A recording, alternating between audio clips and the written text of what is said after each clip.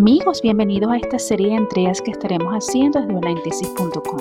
Mi nombre es Alejandra Gray, gerente del Departamento de Mercadotecnia, y les estaré hablando sobre temas relacionados con investigación, metodología, salud y bienestar personal, dirigidos tanto a profesores como a estudiantes, y también todo lo relacionado con actualidad educativa. Desde ya te invitamos a que te suscribas a nuestro canal, le des like y compartas nuestro contenido y actives las notificaciones para que así no te pierdas de ninguno de nuestros videos. En onlinetesis.com te ayudamos a que cumplas tus sueños.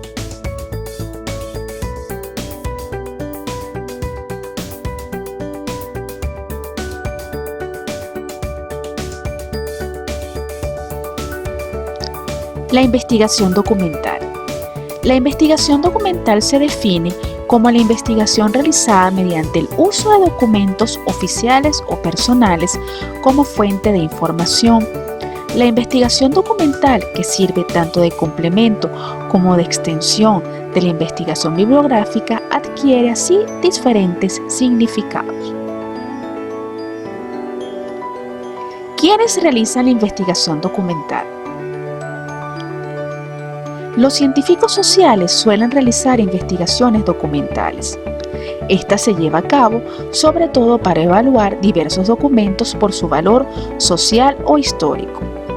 La investigación documental es similar al análisis de contenido, que consiste en estudiar la información existente registrada en medios de comunicación, textos y objetos físicos. En este caso, no es necesario recoger datos de las personas para realizar la investigación. Por lo tanto, se trata de un ejemplo de investigación secundaria. Es importante que tengamos en cuenta la calidad de los documentos a la hora de utilizarlos como pruebas sobre las relaciones sociales y los significados sociales. ¿Cuáles son las ventajas del método de investigación documental? Estas son las ventajas del método de investigación documental. En primer lugar, los datos están fácilmente disponibles. Esto significa que los podemos encontrar en diversas fuentes. Es barato y económico. El investigador no necesita gastar dinero y tiempo como lo hace para recopilar las ideas de investigación de campo y reunir los datos. Tiene que buscar y recopilar los datos disponibles de diversas fuentes, pero aún así es mucho más económico. Ahorra tiempo. La realización de un estudio de campo requiere mucho tiempo. Las respuestas no llegan tan rápidamente como se espera y la recopilación de respuestas globales llevará una gran cantidad de tiempo. Esto es algo que no ocurre con la investigación documental. La investigación documental no tiene prejuicios. La recogida de datos primarios, en muchos casos, tiende a ser sesgada. Este sesgo depende de muchos factores, como la edad de los encuestados, el momento en que realizan la encuesta, su mentalidad de realizarla, etc. La lista es interminable en lo que respecta al sesgo de las encuestas. El investigador no es necesario durante la recogida de datos. El investigador no necesita estar presente durante la recogida de datos. Es prácticamente imposible que el investigador esté presente en todos los puntos de las fuentes de datos, sobre todo pensando en las distintas fuentes de los mismos. Pero, ¿cuáles son las desventajas del método de investigación documental? En primer lugar, los datos son limitados. Los datos no siempre están disponibles, sobre todo cuando se necesita contrastar una teoría o reforzar el argumento basándose en diversas formas de datos. Puede también haber inexactitudes. Al tratarse de datos históricos y publicados, casi no hay forma de averiguar si los datos son exactos o no. También los datos pueden estar fuera de contexto.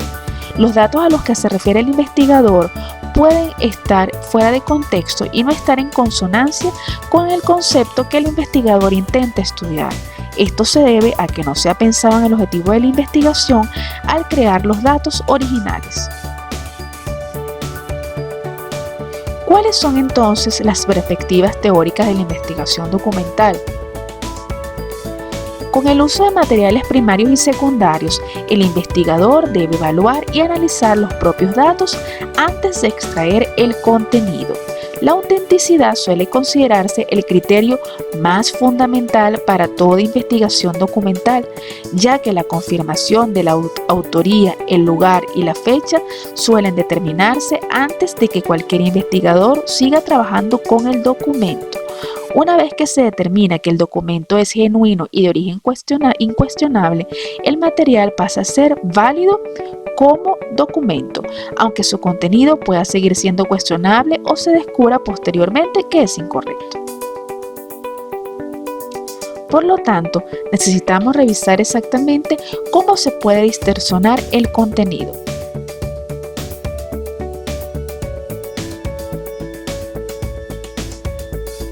En primer lugar, tenemos la representatividad.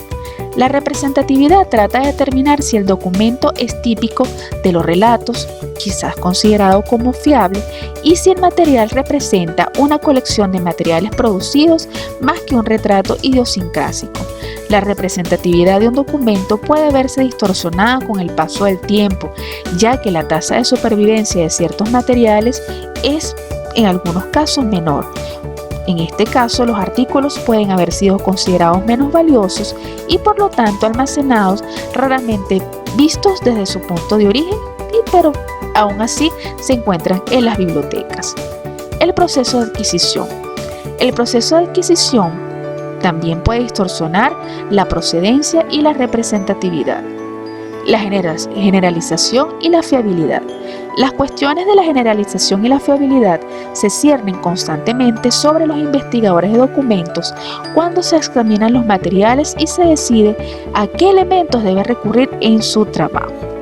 Resulta interesante que se debe reconocer si se determinan si los documentos son totalmente auténticos, creíbles y representativos. Sin embargo, en muchos casos esto nunca podrá ser confirmado por el investigador.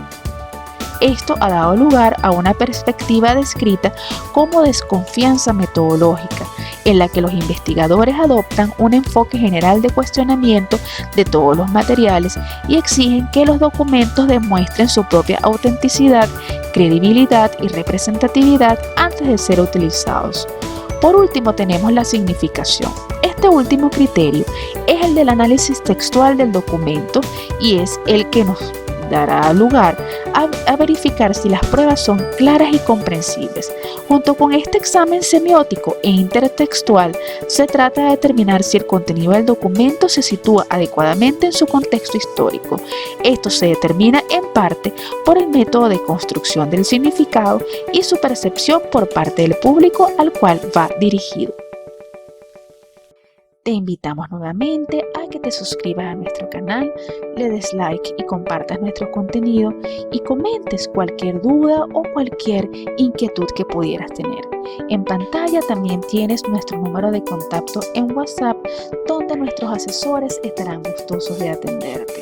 Nuestra vida es ver la tuya realizarse. Te habló Alejandra Grey, gerente del Departamento de Mercadotecnia, y nos estaremos viendo en una próxima entrega.